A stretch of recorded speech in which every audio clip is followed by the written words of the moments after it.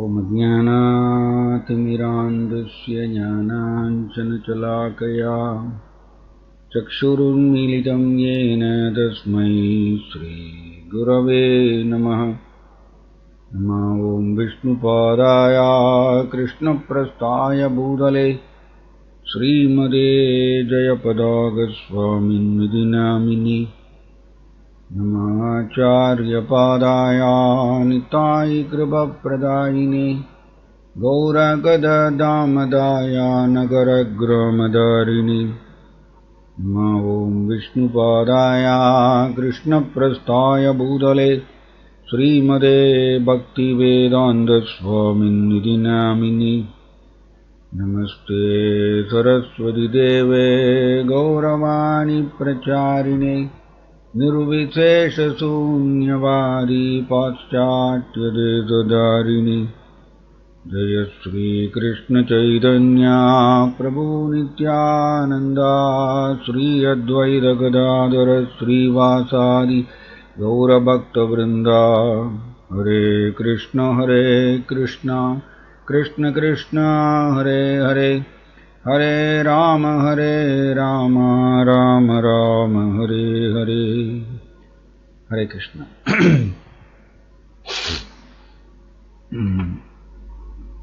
பகவான் கிருஷ்ணா தன்னுடைய லீலைகளை யார் கூட செய்யறார் அப்படிங்கிறது ஒரு முக்கியமான ஒரு பாயிண்ட். ஏன்னா நம்ம படிக்கிறோம் பகவத்கீதையில சம்பவாமி ஆத்ம மாயையா அப்படின்னு படிக்கிறோம். சம்பவாமி ஆத்ம மாயையா, அதாவது பகவான் கிருஷ்ணா தன்னுடைய ஆத்ம மாயையா, தன்னுடைய சொந்த தெய்வீக சக்தியின் துணை கொண்டு, அதாவது யோக மாயை அதன் துணை கொண்டு அவர் லீலைகள் செய்கின்றார். ஸோ எப்பொழுதுமே பகவான் கிருஷ்ணா சத்துவம் விசுத்தம் வாசுதேவ சப்திதம், அவர் சுத்த சத்துவ குணத்திலே எப்பொழுதும் கிருஷ்ணா நிலைத்திருக்கின்றார். அதனால கிருஷ்ணா யார் கூட லீலைகள் செய்வார் அப்படிங்கிறது ஒரு கேள்வி. கிருஷ்ணா எல்லார் கூடயும் லீலைகள் செய்ய மாட்டார். எல்லார் கூடயும் கிருஷ்ணா லீலைகள் செய்ய மாட்டார். ஏன் அப்படின்னா அது தகுதி வாய்ந்திருக்கணும். ரொம்ப இன்ட்ரெஸ்டிங். நாம் பகவத்கீதையில கிருஷ்ணா பொதுவான உபதேசம் எல்லாருக்கும் கொடுத்திருக்கார். மன்மனா பவமத் பக்தோ மத்யாஜி மாம் நமஸ்குரு மாமே வைஷ்யதி சத்யம் தே பிரதீஜானே பிரியோசுமே. கிருஷ்ணா இந்த உபதேசம், பொதுவான உபதேசம் எல்லா கட்டுண்ட ஜீவாத்மாக்களுக்கும் கொடுத்திருக்கார். என்னது? மன்மனா, நாலு செயல்கள் நம்ம செய்யணும். மனம் எப்பொழுதும் கிருஷ்ணரை நினைக்க வேண்டும்.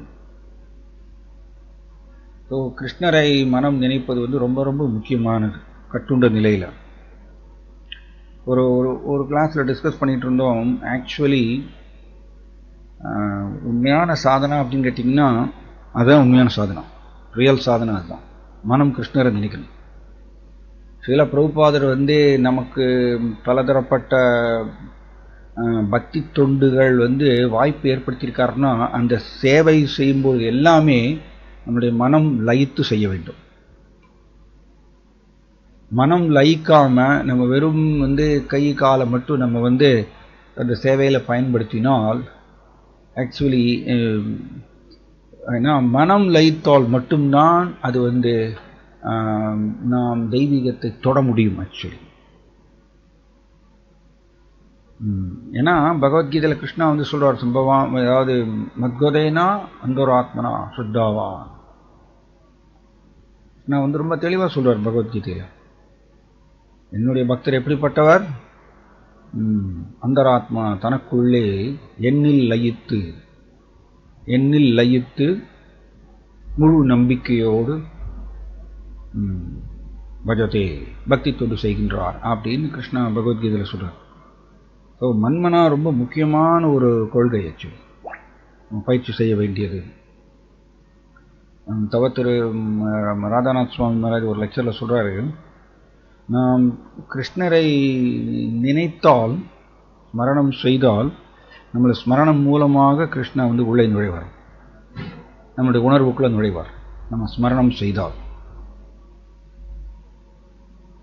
இது எப்படின்னா, நம்ம வந்து ஜபம் பண்ணும் பொழுது, டெய்லி ஹரே கிருஷ்ணா ஜபம் பண்ணும் பொழுது நம்ம வந்து வாய் கையெல்லாம் பயன்படுத்துகிறோம். கையை வந்து மாலையை வந்து நம்ம உருட்டுறோம், வாய் வந்து கிருஷ்ணனுடைய நாமத்தை சொல்கிறோம். பட் நம்மளுடைய டெய்லி எக்ஸ்பீரியன்ஸ், தினந்தோறும் அனுபவம் என்ன அப்படின்னா, நம்ம பண்ணிகிட்டே இருப்போம், ஆனால் மனம் வேற எங்கேயும் ஓடிட்டே இருக்கும். மனம் வேற ஏதாவது நினச்சிட்டே இருக்கும், ஜட ரீதியான விஷயங்களை. இதே மாதிரியா ஸோ ஹரே கிருஷ்ணா ஜபம் டெஃபினட்டா பக்தி தொண்டிலேயே மிக உயர்ந்த பக்தி தொண்டு ஹரே கிருஷ்ண மகாமந்திர ஜபம். நம்ம எப்படி வந்து ஹரே கிருஷ்ணா மகாமந்திர ஜபம் பண்ணும் பொழுது நம்முடைய மனம் வேற எங்கேயோ நினைச்சுட்டே இருக்கு, அண்ட் நம்ம வந்து வாய் அண்ட் கையை வந்து பயன்படுத்துவோம். இதே மாதிரி மற்ற பக்தி தொண்டுகளும் நம்ம வந்து கை கால் எல்லாத்தையும் பயன்படுத்துவோம், பட் மனம் கிருஷ்ணரை நினைக்காம வேற எங்கேயோ நினைச்சுட்டு இருக்கும். பட் பிரபுபாதர் வந்து நமக்கு சொல்லிக் கொடுத்தது வந்து அன்பு தொண்டுன்னு சொல்றார், லவ்விங் டிவோஷனல் சர்வீஸ்ன்னு சொல்றார்.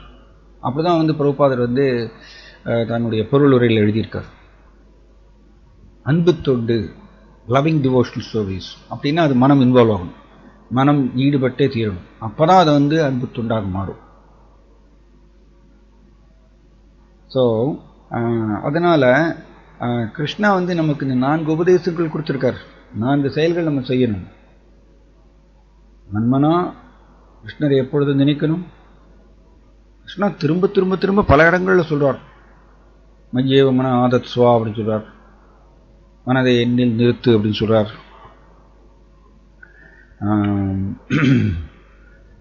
நீங்க அனன்ய சேதா சதுரம் யோமாம் ஸ்மரத் நித்யசக அதுலேயும் சொல்றார் கிருஷ்ணா, யார் ஒருத்தர் எப்பொழுதுமே நீ நினைத்து கொண்டே இருக்கின்றாரோ ஒரு சுலபமாக என்னை வந்து அடைவார் அப்படின்னு கிருஷ்ணா வந்து பகவத்கீதையில் சொல்லியிருக்கார்.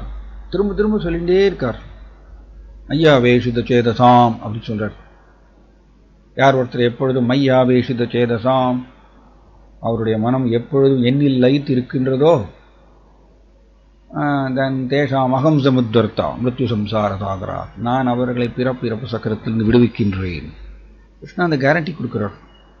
ஒரே ஒரு சின்ன உதாரணம், ஸ்ரீமத் பாகவதத்தில் 11வது காண்டத்தில் ஒரு அருமையான உதாரணம் வருது. பேஷகிருத்னு சொல்லப்பட்டிருக்கு. பேஷகிருத் அப்படின்னா குளவி. இந்த குளவி என்ன பண்ணுமாமா, இந்த குளவி வந்து சின்ன சின்ன பூச்சியை பிடிச்சிட்டு வருவாங்க. சின்ன சின்ன பூச்சியை பிடிச்சிட்டு தன்னுடைய கூட்டுக்குள்ளே வந்து உள்ள சொருகுமாங்க. அதோடைய கூடு பார்த்திங்கன்னா ஓட்டை ஓட்டையாக இருக்கும். அந்த ஓட்டைக்குள்ளே வந்து தன்னுடைய அந்த குட்டி பூச்சியை சொருகிட்டு இந்த குளவி போக வர அந்த குட்டி பூச்சியை வந்து கொட்டுமாங்க. அப்போ அந்த குளவியினுடைய கொட்டு பார்த்திங்கன்னா பயங்கரமாக இருக்கும். பிரம்மச்சாரி ஆசிரமத்தில் அடிக்கடி குளவி கொட்டிடும். நான் நிறைய வாங்கியிருக்கேன். ஸோ குளவி கொட்டிச்சுன்னு வச்சுக்கோங்க, 24 ஹவர்ஸ்க்கு வீங்கி வலி இருக்கும். ஸோ அது வந்து ரொம்ப கொடுக்குன்னு பயங்கர பெயின் இருக்கும். இப்போ இந்த குளவி வந்து இந்த குட்டி பூச்சியை வந்து கொட்டும். குட்டிக்குன்னா அந்த குட்டி பூச்சிக்கு வந்து பயங்கர வலி இருக்கும். அப்ப இந்த குட்டி பூச்சி என்ன பண்ணுமாமா, குளவியவே நினைச்சுட்டே இருக்குமாமா. ஐயோ எப்போ வரும் குளவி, எப்போ வரும் என்னை வந்து கொட்டும் நினைச்சு பயப்படுவான். அதனால இந்த குட்டி பூச்சி குளவியவே ஆழ்ந்து நினைச்சுட்டே இருக்கிறதுனால அது வேற ஏதோ பூச்சி அது. ஆனா குளவிய ரொம்ப டீப்பா நினைக்கிறதுனால அது உடலையே மாத்தாம குளவியாவே மாறிடுவாங்க இந்த குட்டி பூச்சி. இது பாகவதத்தில் 11வது காண்டத்தில் ஒரு ஸ்லோகம் வருது. இந்த மாதிரி இந்த குளவியாவே மாறிடுவாங்க. இப்போ சாதாரணமாக ஒரு ஜட ரீதியான ஆழ்ந்த நினைவுக்கே வந்து இந்த மாதிரி ஒரு மாற்றம் ஏற்படும் பொழுது அந்த ஸ்லோகத்தில் எப்படி வருதுன்னா, ஒரு பக்தர் வந்து கிருஷ்ணரை இடைவிடாமல் ஸ்மரணம் செஞ்சுட்டே இருந்தால் அவர் வந்து கிருஷ்ணர்கிட்ட சுலபமாக சென்றடைவார். அதனால தான் கிருஷ்ணாவும் அந்த கேரண்டி கொடுக்குறாரு. நம்மளுடைய இது பார்த்தீங்கன்னா ஒரு 24 ஹவர்ஸில் நம்மளுடைய மனம் மேக்சிமம் டைம் வந்து ஜட ரீதியான விஷயங்களை தான் நினைக்கும். அது நமக்கு தெரியாமையே அது நடந்துட்டு இருக்கு. அதனால தான் சாதனா அப்படின்னா எனக்கு பிடிக்காத ஒன்றை ஒரு உயர்ந்த நோக்கத்தை அடைவதற்கோசரம் நான் வலுக்கட்டாயமாக செய்வது, அதான் சாதனை. ஒரு உயர்ந்த நோக்கம் என்ன? நான் கிருஷ்ணர் மேல பிரேமையை அடைய வேண்டும். அதற்கும் பிரபுபாதர் சொல்றாரு, ஒருத்தர் இடைவிடாமல் கிருஷ்ணரை நினைத்துக் கொண்டே இருந்தால் கிருஷ்ண பிரேமை அவருக்கு உதயமாகும் சொல்றார் அவருக்குள்ளே. அப்படி சைத்தன்ய சரிதாமிரத்தில் எழுதியிருக்கார். ஸோ சாதனான்னு சொல்லும் பொழுது அது என்னுடைய மனசுக்கு பிடிக்காது. கிருஷ்ணரை ஸ்மரணம் பண்ணணும், மனசில் கிருஷ்ணரை நினைக்கணும் அப்படிங்கிறது வந்து மனமுக்கு பிடிக்காது. கட்டுண்ட நிலையில் மனமுக்கு பிடிக்காது. பிடிக்காவிட்டாலும் கூட நான் வலுக்கட்டாயமாக நான் அதை செய்ய வேண்டும், செய்வேன்.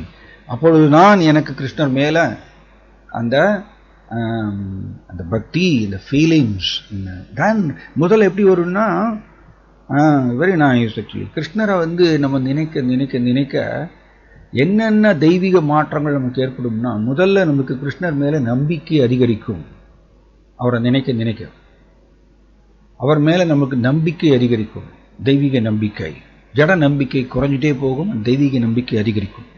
இது ஒரு மிகப்பெரிய ஒரு அசட் ஒரு பக்தருக்கு. தென் ஸ்லோலி இது வந்து அவருடைய ஸ்மரணம் அதிகரிக்க அதிகரிக்க தென் அவருக்கு கிருஷ்ணர் மேல பக்தி, இந்த ஃபீலிங்ஸ் இதெல்லாமே அவருக்கு உதயமாகும். ஏன்னா ஸ்மரணம் வந்து நான் டிஃபரண்ட் ஃப்ரம் கிருஷ்ணர், கிருஷ்ணர்கிட்ட வேறுபட்டதல்ல. எப்படி கிருஷ்ணரும் அவரோட நாமமும் ஒன்றுன்னு சொல்றோமோ அதே மாதிரியே ஸ்மரணமும் கிருஷ்ண ஸ்மரணமும் கிருஷ்ணரும் ஒன்று, வேறல்ல. ஆனா அதை வந்து நம்ம எப்படி நம்ம சாதனா அப்படின்னு சொன்னோம்னா, ஆக்சுவலி பிரபுபாதர் வந்து கொடுத்த சாதனா 16 மாலைகள் நம்ம ஜெபம் செய்வதுங்கிறது வந்து பிரபுபாதர் எப்படி சொல்லி கொடுத்துருக்காருன்னா, காதில் நல்லா கேட்கணும் அப்படின்னு சொல்லியிருக்காரு. காதில் நல்லா கேட்டு ஜபம் பண்ணணும் அப்படி. ஏன் காதில் நல்லா கேட்டு ஜபம் பண்ணணும்னு சொல்றாருன்னா, அப்போ மனம் ஆட்டோமேட்டிக்காக லைக்கும். காதில் ஒலி அதிர்வை காதில் கேட்டோம்னா ஆட்டோமேட்டிக்காக மனம் லைக்கும். இப்போ மனம் கிருஷ்ண ஸ்மரணம் வந்துடும். அதனால தான் ஜபத்தில் வந்து 3மே அடங்கியிருக்கு. ஜபத்தில் இந்த 3மே அடங்கியிருக்கு. ஸ்ரவணமும் இருக்கு, காதில் கேட்குறோம், அந்த கீர்த்தனம் வாயில வந்து கிருஷ்ணனுடைய நாமத்தை சொல்றோம், ஸ்மரணமும் வரும். 3மே இதில் அடங்கியிருக்கு. பிரபுபாதர் சொல்லி கொடுத்ததை வந்து நம்ம வந்து சௌகரியமாக அதை வந்து ஒதுக்கி வச்சுட்டு கடன்னு எந்த ஒரு ரீதியாக நம்ம ஜபம் பண்ணி முடிச்சுட்டு மனம் வந்து சுத்தமாக அப்படியே சுற்றிகிட்டே இருந்து வச்சுக்கோங்க. அந்த எல்லா திசைகளையும் பிரயாணம் பண்ணிகிட்டே இருந்து நம்ம வந்து குவான்டிட்டியை மட்டும், எண்ணிக்கையை மட்டும் முடிச்சிட்டோம்னா ஸ்மரணம் நடப்பதில்லை, நமக்குள்ள கிருஷ்ண ஸ்மரணம் ஏற்படுறதில்லை. இப்போ மன்மனாங்கிறது ரொம்ப முக்கியமான ஒரு கிருஷ்ணாவுடைய உபதேசம் நமக்கு எல்லாருக்கும். பல இடங்களில் வந்து அந்த மனம் வந்து கிருஷ்ணர்கிட்ட நிறுத்த வேண்டும்ங்கிறது வந்து எல்லா இடங்கள்லையும் சொல்லப்பட்டிருக்கு.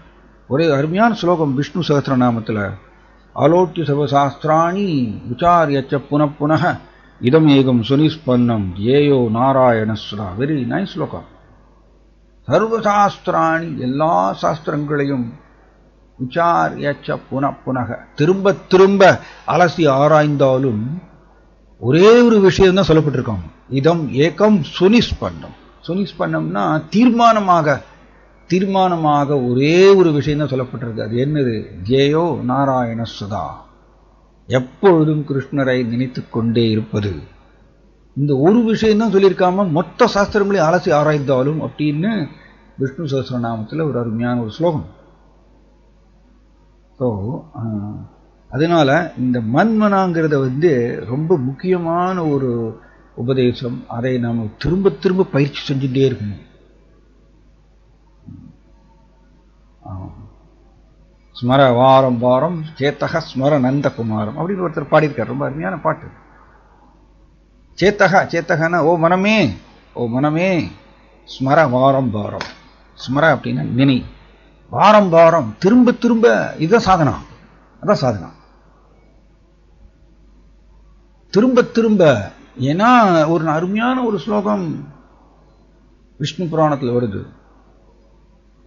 சகானிஸ்தன் மகச்சித்திரம் சமோக சச்ச விப்ரமஹ என் முகூர்த்தம் க்ஷணம் வாபி வாசுதேவம் நச்சிந்தையேத்.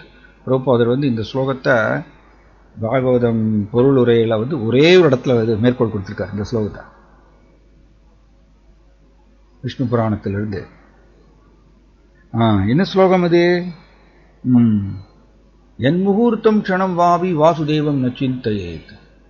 வாசுதேவா கிருஷ்ணா, இவரை ஒரு க்ஷணம் வாபி, ஒரு க்ஷணம் ந சிந்தையே, கிருஷ்ணரை நம்ம நினைக்கல அப்படின்னா, ஒரு க்ஷணம் கிருஷ்ணரை நினைக்கலன்னா அந்த ஒரு க்ஷணத்துல நாம் மிகப்பெரிய மோகத்துல மாட்டிப்போம்னு சொல்லப்பட்டிருக்கு.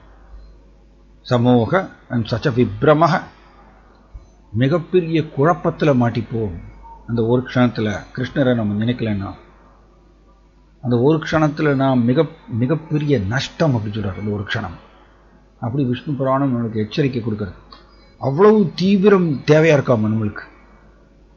நம்ம ஜட உலகத்தில் உட்காந்துட்டு இருக்கோம், மாயா எப்போ வேணா திடீர்னு எடுத்துட்டு போயிருவாங்க ஒரு க்ஷணம் கிருஷ்ணரை நம்ம நினைக்கலன்னா. அதனால இதுதான் சாதனா. ஆக்சுவலி நம்ம இது ரியலா ப்ராக்டிஸ் பண்ணணும் தீவிரமாக. ஸோ கிருஷ்ணா பொதுவான உபதேசம் எல்லாருக்கும் கொடுத்துட்டார். மன்மனா ரைட். ரெண்டாவது என்ன? பவமத் பக்தோ, என்னுடைய பக்தனாக மாறு. மத்யாஜி, என்னை வழிபாடு செய். மாம் நமஸ்குரு, எனக்கு நமஸ்காரம் செய். இதை யார் ஒருத்தர் அதாவது ஒரு இடத்துல நான் படித்தேன், பக்தி யோகம் அந்த பாதையில எந்த ஒரு குறையும் இல்லை, என்னுடைய பயிற்சியில தான் குறை. ஆக்சுவலி என்னுடைய பயிற்சி போதுமான அளவுக்கு என்னுடைய பயிற்சி தீவிரப்படுத்தவில்லை நான். அதனால எனக்கு பக்தி யோகம் எனக்கு எந்த ஒரு என்னுடைய அனர்த்தங்களை போக்க மாட்டேங்கிறது அப்படின்னு சொல்லிட்டு நம்ம நினைக்கலாம். இந்த நம்மளுடைய மனம் இந்த மாதிரி அவநம்பிக்கை ஏற்படுத்தும். இத்தனை வருஷமா பண்ணிட்டு இருக்கேனே, எனக்கு அனர்த்தங்கள் போக மாட்டேங்குதே அப்படின்னு நம்ம நினைக்கலாம். அதுக்குத்தான் நம்மளுடைய பயிற்சியை ஜாஸ்தி பண்ணணும். நம்மளுடைய 24 மணி நேரத்தில் நீங்க கவனிச்சிங்கன்னா நம்ம மேக்சிமம் டைம் ஜட ரீதியான விஷயங்களை பற்றி தான் கேட்குறோம், பேசுகிறோம், நினைக்கிறோம். ஸ்ரவணம் கீர்த்தனம் ஸ்மரணம் பண்ணிட்டு இருக்கோம், பட் ஜட ரீதியான விஷயங்கள் தான் அதிகமாக நம்ம கேட்குறோம், பேசுகிறோம், நினைக்கிறோம். அப்போ என்ன ஆகும்? நம்மளுடைய பொய் அகங்காரம் அதுக்கு தகுந்தாற் போல ஸ்ட்ராங் ஆகும். எவ்வளவுக்கு எவ்வளவு ஜட ரீதியான விஷயங்களை அதிகமாக நினைக்கிறோமோ அந்த அளவுக்கு பொய் அகங்காரம் அதிகமாகும். அது நோ டவுட். இது லா, இதெல்லாம் சட்டம், ஜட இயற்கையினுடைய சட்டம். அப்ப நாம் எவ்வளவுக்கு எவ்வளவு கிருஷ்ணரை அதிகமாக நினைக்கிறோமோ அந்த அளவுக்கு இதை எப்படின்னா, பிரபுபாதர் அருமையான உதாரணம் கொடுக்கிறார். ஒரு இரும்பு கம்பி இருக்கு. இந்த இரும்பு கம்பியை ஒரு 1000 டிகிரி செல்சியஸ்ல இருக்கக்கூடிய ஒரு ஃபயர், அதுல இடைவிடாமல் அந்த ஃபயர் கூட தொடர்பு கொண்டுட்டே இருந்ததுன்னா அந்த இரும்பு கம்பி ஃபயராகவே மாறிடும். ஆனா அந்த ஃபயர்ல இருந்து எடுத்து அந்த இரும்பு கம்பியை வெளியில் எடுத்து போட்டோம்னா கொஞ்ச நேரத்தில் அது 75% ஃபயரா இருக்கும், 25% இரும்ப மாறிடும். இன்னும் கொஞ்ச நேரத்தில் பார்த்தீங்கன்னா அது 50% ஃபயர், 50% இரும்பாயிரும். ஏன்னா ஃபயர்ல இருந்து வெளியில் வந்ததுனால. அந்த மாதிரியே நாமும் கிருஷ்ணரை நினைப்பதை தளர்க்கும் பொழுது இந்த இரும்பு தன்மை, அதாவது ஜட ரீதியான குணங்கள் நமக்குள்ள வர ஆரம்பிச்சிடும். மாயாவுடைய தாழ்ந்த குணங்களுடைய தாக்குதல், அதனுடைய தொனிப்பு நம்மளுக்கு வர ஆரம்பிச்சிடும். ஸோ நாம் இடைவிடாமல் மேக்சிமம் கிருஷ்ண ஸ்மரணத்தில் இருந்தோம்னா தென் இது எப்படி இந்த இரும்பு கம்பி ஃபயராகவே மாறுறதோ ஒரு குறிப்பிட்ட சமயத்தில், அந்த மாதிரிய தெய்வீக குணங்கள் இவருக்குள்ளே உதயமாகும். காட்லி குவாலிட்டிஸ் அவருக்குள்ள உதயமாகும். இது நம்மளுடைய தீவிரத்தை பொறுத்து இருக்கு. சாஸ்திரம் நமக்கு எல்லாருக்கும் உபதேசம் கொடுத்துட்டாங்க. ஆனா அதை எவ்வளவு தீவிரமாக நம்ம பயிற்சி செய்யறோமோ அதுக்கு தகுந்தாற் போலதான் தாம் சதாமி பஜாம் யகம், தாம் சதைவ பஜாம் யகம். கிருஷ்ணா பஜாமின்னா ரிவார்டு அப்படின்னு சொல்றாரு. கிருஷ்ணா பிரபுபாதர் மொழிபெயர்ப்பு சொல்றாரு, ரிவார்டு, பரிசு. எந்த அளவுக்கு நாம் தீவிரமாக இதை நம்பி சிரவணம் கீர்த்தனம் ஸ்மரணத்தை அதிகமாக செலவழிக்கிறோமோ நம்மளுடைய ஹோல் டேல, அதுக்கு தகுந்தாற் போல கிருஷ்ணா நம்மளுக்கு வந்து அனர்த்தங்கள் வந்து விடுதலை கொடுக்கிறார். பஜாமின்னா ரிவார்டுன்னு சொல்றாரு இந்த இடத்துல. சாதாரணமா நம்ம வந்து பஜன் அப்படின்னா பக்தி தொண்டுன்னு சொல்லுவோம். ஆனா இந்த இடத்துல பஜாமிங்கிறதுக்கு பிரபுபாதர் வந்து ரிவார்டு அப்படின்னு சொல்றாரு மொழிபெயர்ப்புல. பரிசு, கிருஷ்ணருடைய பரிசு. கிருஷ்ணருடைய பரிசு என்ன? நாம் அந்த அளவுக்கு அனர்த்தங்கள் இருந்து வெளியில வரலாம். அது கிருஷ்ணர் வந்து நம்மளுடைய இந்த சிரவணம் கீர்த்தனம் ஸ்மரணை நம்ம எந்த அளவுக்கு நம்புறோம், எந்த அளவுக்கு அதை நம்ம பயிற்சி செய்கிறோம், அதற்கு தகுந்தாற் போலதான் அவரும் வந்து கிருஷ்ணர் நம்மளுக்கு பரிமாற்றம் செய்கின்றார். நம்ம வந்து எவ்வளவுக்கு எவ்வளவு நம்ம கொடுக்கிறோம் கிருஷ்ணருக்கு நம்மளை நோக்கி கொடுக்கிறோம், நம்மை கொடுக்கின்றோமோ அதற்கு தகுந்தாற் போல அவரும் வந்து தன்னை கொடுப்பார். ரைட்? ஸோ அதனால மாமே வைஷ்யசி சத்தியம் தே, கிருஷ்ணா வந்து சொல்லிட்டார் ஆல்ரெடி. சத்தியம் தே, நான் ப்ராமிஸ் பண்றேன். அவர் மாமே வைஷ்யசி, அவர் என்னை வந்து அடைவார், இது சத்தியம், நான் ப்ராமிஸ் பண்றேன். ஏன்னா எனக்கு நீ ரொம்ப பிரியமானவன், நான் உனக்கு ப்ராமிஸ் பண்றேன். இந்த 4 செயல்களை யார் ஒருத்தர் வந்து தீவிரமாக பயிற்சி செய்கிறோமோ நிச்சயம் கிருஷ்ணரை நம்ம சென்றடைவோம். அப்ப கிருஷ்ணா பொதுவான உபதேசம் கொடுத்துட்டார் இந்த உபதேசத்தை. அப்ப யாரை தேர்ந்தெடுக்கின்றார் தன்னுடைய அன்பு கலந்த லீலைகளை பரிமாற்றிக் கொள்வதற்கு? எந்த பக்தரை தேர்ந்தெடுக்கிறார் அவர் கூட லீலைகள் செய்வதற்கு அப்படின்னு கேட்டீங்கன்னா, யார் வந்து இந்த மன்மனா பவமத் பக்தோ இந்த கொள்கையை வந்து தீவிரமாக பயிற்சி செய்து பக்தியுடைய உன்னத நிலைக்கு உயர்கின்றவரோ அப்படிப்பட்ட பக்தரை கிருஷ்ணா தேர்ந்தெடுக்கிறார் தன்னுடைய ஸ்பெஷல் லீலைகளை அவர் கூட, அந்த பக்தர் கூட செய்வதற்கு. அப்படிப்பட்டவர் தான் தகுதி வாய்ந்தவர். அதர்வைஸ் இல்லைன்னா நாகம் பிரகாஷ் சர்வஸ்ய யோகமாயா சமாவிரதக, கிருஷ்ணா எல்லாருக்கும் புறப்படுவதில்லை. நாகம் பிரகாஷ் சர்வஸ்ய, கிருஷ்ணா எல்லாருக்கும் புறப்படுவதில்லை. ஏன்னா கிருஷ்ணா யோகமாயா சமா ஆவிரதக, அவர் யோகமாயா திரையில மூடப்பட்டிருக்கின்றார், தன்னை மறைத்துக் கொள்கின்றார் யோகமாயா திரை மூலமா.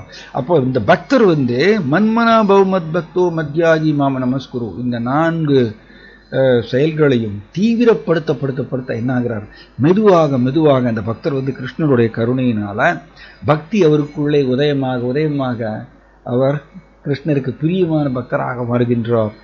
கிருஷ்ணர் அவர் கூட பரிமாற்றம் செய்கிறார், லீலைகள் செய்கிறார். ஸோ எல்லோரையும் கிருஷ்ணர் தேர்ந்தெடுப்பதில்லை. ஸோ அதனால ஐ திங்க் யாரோ ஒருத்தர் இந்த கேள்வியை கேட்டாங்க, இந்த கிளாஸ்ல இல்லை வேற ஏதோ கேள்வியில கேட்டாங்க, கிருஷ்ணரை நான் பார்க்கணும்னு ஆசைப்படுறேங்க அப்படின்னு சொன்னார். வெரி குட், நல்ல ஆசை, அந்த ஆசையை வளர்த்துக்கொண்டே போங்க அப்படின்னு சொன்னார். அந்த ஆசையை அதிகரிச்சுட்டே போகணும், அதை விடக்கூடாது. என்னைக்கா ஒரு நாளைக்கு நம்மளுக்கு அத்திபூத்த மாதிரி ஒரு தெய்வீக உணர்வுகள் சில நேரங்கள்ல அத்திபூத்த மாதிரி ஒரு உதயமாகும். அத சில விஸ்வநாத தாக்கூர் சொல்றார், கனதரளா அப்படின்னு சொல்றார். சில நேரங்கள்ல நம்ம ஆன்மீக உற்சாகம் வந்து ரொம்ப திக்கா இருக்குமாம், பல நாட்கள்ல அதை வந்து தின்னாயிருமாம், நீர்த்து போயிருமாம். ஏன்னா நம்மளுடைய ஜட ரீதியான ஆசைகள் இருக்கிறதுனால. ஸோ அதை நம்ம ஜாஸ்தி பண்ணிட்டே போகணும். இந்த பயிற்சியை ஜாஸ்தி பண்ண நம்மளுடைய அனர்த்தங்கள் எல்லாமே எரிஞ்சு போகும். தான் கிருஷ்ணர் நம்மை தேர்ந்தெடுக்கிறார். அப்படிப்பட்ட பக்தர்கள்ல கிருஷ்ணர் வந்து தன்னுடைய அன்பு கலந்த லீலைகளை, அதாவது பக்த மாதுரி அப்படின்னு சொல்லப்பட்டிருக்கு. கிருஷ்ணனுடைய 4 விசேஷமான தெய்வீக குணங்கள், ஒன்று வந்து லீலா மாதுரி, வேணு மாதுரி, பக்த மாதுரி அண்ட் ரூப மாதுரி. இது கிருஷ்ணாவுடைய 4 விசேஷமான தெய்வீக குணங்கள். பகவான் விஷ்ணு கூட பகவான் நாராயணர்கிட்ட கூட கிடையாது, கிருஷ்ணாட்ட தான் இருக்கு. ஸோ ஒரு பக்த மாதுரின்னு அர்த்தம், தன்னுடைய அன்பு கலந்த பக்தர்கள் கூட எப்பொழுதுமே, அதாவது அன்பு கலந்த பக்தர்களால் சூழப்பட்டிருப்பார் எப்பொழுதும் கிருஷ்ணன். அப்படிப்பட்ட பார்க்கும்பொழுது ஒரு பக்தர் நமக்கு எல்லாருக்கும் தெரியும், துக்காராம் வந்து ஒரு அருமையான பக்தர். பாண்டுரங்காவுடைய பக்தர்கள்ல ரொம்ப ஒரு சிறந்த பக்தர் துக்காராம். இவருடைய பக்தியை பாருங்க எப்படிப்பட்டது. இவர் 1609 அந்த பீரியடில் வாழ்ந்தவர். அண்ட் தவத்திரு லோகநாத் சுவாமி மகாராஜ் சொல்கிறாரு எப்படின்னா, அவர் ஒரு இதில் பேக் டு காடுகட்டில் இது எழுதியிருந்தார். இந்த அவர் தன்னுடைய அபங்கம் சொல்லிட்டு ஒரு 4000 பாட்டுகள் படிக்கிறார். இந்த துக்காராம் பாண்டரங்கிற மேல 4000 பாட்டுகள். எப்படி வாழ்க்கை முழுவதும் அவர் கிருஷ்ணரை நோக்கி, இந்த பாட்டுங்கிறது சும்மா நம்மளுடைய பாண்டித்யத்தை காமிக்கிறது இல்லை, கிடையாது, கிடையவே கிடையாது. பகவான் கிருஷ்ணர் மேல அன்பு வளர்த்து கொண்டதுனால அந்த அன்பை வெளிப்படுத்தும் விதம் தான் இந்த பாடல்கள். அதனாலதான் இந்த பாடல்கள் கிருஷ்ணருக்கு ரொம்ப பிடிக்குமா. நாம் ஏன் ஆச்சாரியர்கள் எழுதிய பாடலை பகவானுக்கு முன்னாடி டெய்லி பாடுறோம் அப்படின்னா, அட்லீஸ்ட் அந்த ஆச்சாரியர்களுடைய பாடல்களை பாட பாட ஸ்லோலி அந்த ஆச்சாரியர்கள் என்ன ஃபீலிங்ஸை அந்த பாட்டில் தொனிக்கிறாங்களோ அதை நாமும் கிரகித்து கொள்ள வேண்டும்ங்கிற ஒரு நோக்கத்தோடு தான் நம்ம அதை பாடுறோம்.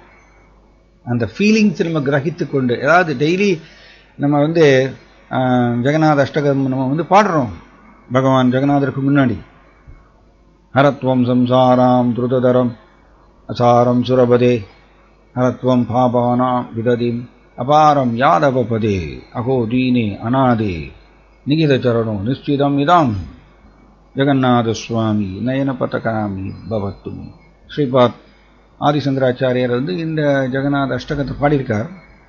இந்த பாடலை நம்ம டெய்லி பாடுவோம் ஜெகநாதருக்கு முன்னாடி. ஆனால் அது அப்படியே ஜஸ்ட் கிளிப்பிள்ளை மாதிரி கடன்னு அப்படி இந்த ஃபீலிங்ஸ் எதுவும் சேர்க்காம நம்ம எப்படி எந்திர ரீதியாக நம்ம பாடினோம்னா அது ஒண்ணுமில்லாததுக்கு அது ஓகே. பட் நாளடைவில் அதிலிருந்து உயர வேண்டும், அந்த நிலையிலிருந்து உயர வேண்டும். இதனுடைய மீனிங் நம்ம பார்த்தோம்னா அந்த ஸ்ரீபாத் ஆதிசங்கராச்சாரியருடைய ஃபீலிங்ஸ் துணிக்கும் இந்த பாடல்ல. அவர் எப்படி பாடுறாரு பாருங்க. அதாவது ஒரு இடத்துல நான் படித்தேன், துக்காராமுடைய லீலைக்குள்ள நம்ம போவோம். ஸ்ரீல பக்தி சித்தாந்த சரஸ்வதி தாக்கூர் 1932 ஒரு ஆர்டிக்கிள் எழுதினார். அவர் வைஷ்ணவா அப்படின்னு நம்ம சொல்றத அது கூட ரெண்டு எழுத்து சேர்க்கிறார். வைஷ்ணவத்தா அப்படின்னு சொல்றார். வைஷ்ணவா கூட டிஏ சேர்க்கிறார். வைஷ்ணவத்தா. வைஷ்ணவத்தானா என்ன அர்த்தம் கொடுக்கிறாருன்னா, பக்தி சித்தாந்த சரஸ்வதி தாக்கூர் ஸ்ட்ரைட் ஃபார்வர்ட்னஸ் அப்படின்னு சொல்றார். ஸ்ட்ரைட் ஃபார்வர்ட்னஸ்னா என்னது, தமிழ் எப்படி சொல்லலாம், நேரடியாக கருத்துக்களை உள்ளபடி சொல்லுதல், பேசுதல். ஸோ இது சொல்றார் வைஷ்ணவத்தா அப்படின்னா ஸ்ட்ரைட் ஃபார்வர்ட்னஸ். அண்ட் இது வைஷ்ணவருடைய ஒரு குணம் அப்படி சொல்றார் பக்தி சித்தாந்த சரஸ்வதி தாக்கூர். ஒரு வைஷ்ணவர் ஒளிச்சு பேசுறது, மறைச்சு பேசுறது அதெல்லாம் நாம் ரஜஸ்குள்ள மாட்டியிருக்கும் பொழுது அந்த மாதிரி பண்ணுவோம், ரஜஸ்ல சிக்கி இருக்கும் பொழுது அந்த மாதிரி செய்வோம். ஆனா ஒரு தூய கிருஷ்ண பக்தர் எப்படி ஸ்ட்ரைட், இங்க ஆதிசங்கராச்சாரியர் பாடுறாரு பாருங்க, ஹரத்வம் சம்சாரம் துருதரம் அசாரம் சுரபதே அப்படின்ட்டார். அசாரம்னா என்னது, அசாரம்னா சாரமற்றது, இந்த ஜட உலகம் எப்படிப்பட்டது, பிரயோஜனம் இல்லாததுன்னு சொல்லிட்டார். இது எப்படிப்பட்டது, வைஷ்ணவத்தா, straightforward, very straightforward. சுரபதே, ஓ தேவர்களுடைய பதி ஆகிய கிருஷ்ணா ஜெகநாத், இந்த பிரயோஜனம் இல்லாத அசாரம், பிரயோஜனம் இல்லாத ஜட உலகத்தில் நான் சிக்கி தத்தளிக்கின்றேன், என்னை சீக்கிரமாக ஹரத்துவம், சீக்கிரமாக என்னை விடுவியுங்கள், இப்படிதான் கேட்கிறார். இது வைஷ்ணவத்தா குவாலிட்டியை குறிக்கிறது, ஸ்ட்ரைட் ஃபார்வர்ட். அடுத்தது சொல்றார், ஹரத்வம் பாபானாம் விததிம் அபாரம் யாதவபதி. அபாரம், பாரம்னா எல்லை, அபாரம்னா எல்லையற்ற இந்த ஜட உலகம்ங்கிற இந்த பாபானாம் பாவக்கடல் அப்படின்னு சொல்றார். இந்த பாவக்கடல் இது எல்லையற்றது, இதுக்கு கரையே கிடையாது, இதுல நான் விழுந்துட்டேன், தயவு செய்து என்னை சீக்கிரம் இதிலிருந்து விடுவியுங்கள். ஹரத்வம் அப்புறம் சொல்றாரு பாருங்க அடுத்து, அகோதீனே அநாதே. இது பியூட்டிஃபுல் லைன் ஆக்சுவலி. அநாதே, எனக்கு வந்து ஷெல்டர் யாரும் கிடையாது, எனக்கு அடைக்கலம் யாரும் கிடையாது ஓ ஜெகநாத். இதுதான் இந்த ஃபீலிங்ஸ் சொல்றது. இந்த ஃபீலிங்ஸ் வந்து துணிக்கிறார் பாருங்க தன்னுடைய வார்த்தை மூலமாக. அவருடைய அன்பை இந்த வார்த்தை மூலமாக தெரிவிக்கின்றார். கிருஷ்ணரையே ஜெகநாதரையே சார்ந்து இருக்கக்கூடிய அந்த தன்மையை தெரிவிக்கின்றார். நம்ம என்ன பாடலை மனப்பாடம் பண்ணலாம், அது ட்ரிக்குன்னு மாயா வந்து ட்ரிக் பண்ணும். நம்ம அந்த பாடலை மனப்பாடம் பண்ணி கடன்னு பாடுவோம். பட் அந்த ஃபீலிங்ஸ் எதுவுமே இல்லாமல் அப்படியே மெக்கானிக்கலாக பாடிட்டு இருப்போம். அதை நம்ம வந்து இட் ரிக்வயர்ஸ் எஃபர்ட். நம்ம கொஞ்சம் முயற்சி போடணும், அந்த அர்த்தத்தை வந்து மனசில் நினைக்கணும். அவர் சொல்றார், அநாதே, எனக்கு எனக்கு அடைக்கலம் இல்லை ஜெகநாத், உங்களை தவிர வேறு யாரும் கிடையாது. நிகித சரணம் நிச்சயிதம் இதம். யார் ஒருத்தர் வந்து இப்படி சொல்றாங்களோ ஜெகநாதர்கிட்ட, நிச்சயிதம் இதம், நிச்சயமாக. பாருங்க ஆதிசங்கராச்சாரியர் எப்படி பாடுறாரு பாருங்க. பகவான் கிருஷ்ணா ஜெகநாத் அவர் வந்து யார் கூட பரிமாற்றம் செய்வார்னு இந்த லைன்ல தெளிவாக சொல்லப்பட்டிருக்கு. யார் ஒருத்தர் வந்து ஜெகநாதர்கிட்ட போய் நான் தீனன், நான் ஒரு பாவி, எனக்கு அடைக்கலம் யாரும் கிடையாது, நீங்க தான் அப்படின்னு சொல்லிட்டு மனமுருகி யார் ஒருத்தர் கிருஷ்ணாட்ட கேட்கிறாரோ வேண்டுறாரோ, அப்படிப்பட்டவருக்கு நிச்சிதம் இதம், நிச்சயமாக தன்னுடைய பாரகமலங்களை அவருக்கு வழங்குவார் நிகித சரணம். அப்ப இதுல வந்து என்ன தெரிகிறது, இப்ப கிருஷ்ணர் யார் கூட பரிமாற்றம் செய்வார்னா, யார் ஒருத்தர் மனமுருகி கிருஷ்ணரை நோக்கி தன்னுடைய ஃபீலிங்ஸ் தெரிவிக்கிறாரோ கிருஷ்ணர் அவர் கூட பரிமாற்றம் செய்வார், எல்லாரும் கூட கிடையாது. ஸோ இந்த துக்காராம் ரொம்ப அருமையான ஒரு பக்தர். இவர் வந்து 4000 பாடல்கள் பாடியிருக்காராமா பாண்டவர்கள் மேல. சிம்பிளி பாட்டிலேயே தன்னோட ஹோல் வாழ்க்கையை கழிச்சிட்டார். எவ்வளவு பியூட்டிஃபுல்ல, எவ்வளவு பெரிய பக்தர்.